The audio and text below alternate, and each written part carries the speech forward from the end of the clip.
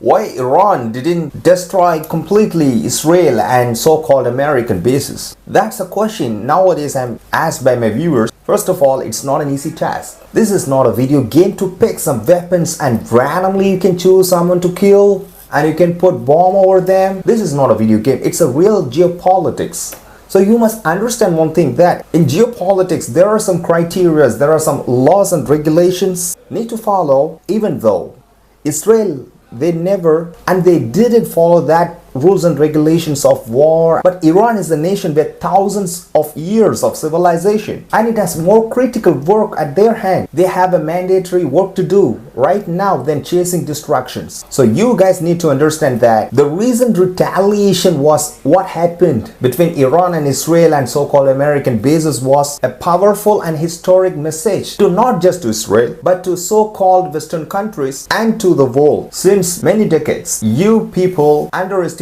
Iran for no reasons. Iran conveyed a strong message that we are not your so-called puppet from the Middle East. That's a strong message from Iranic actions. So the message has been sent loudly and clearly to all my viewers. I would like to convey one thing, that Iran has already made their historical mark in a book of record. Now they came to know Iran is not what they think. So you people have to understand what is the real win for Iran now is not in missiles, not in weaponry or nuclear or atomic bomb, but in mobilizing the global demand. They promised to the Palestinian peoples to make them free for their independence and the two-state agenda, right? Where Palestine is free and regional peace is prioritized. So how can we consider retaliation concept? So this is not about what we can do, it's about who we are and how we are going to become, right? So think about it once again. Winning is not in a distraction. It's about what we are going to construct something, compliance with others and the basement of trade and a fundamental of economy. You have to strengthen everything. These are all the mandatory work Iran is now committed to.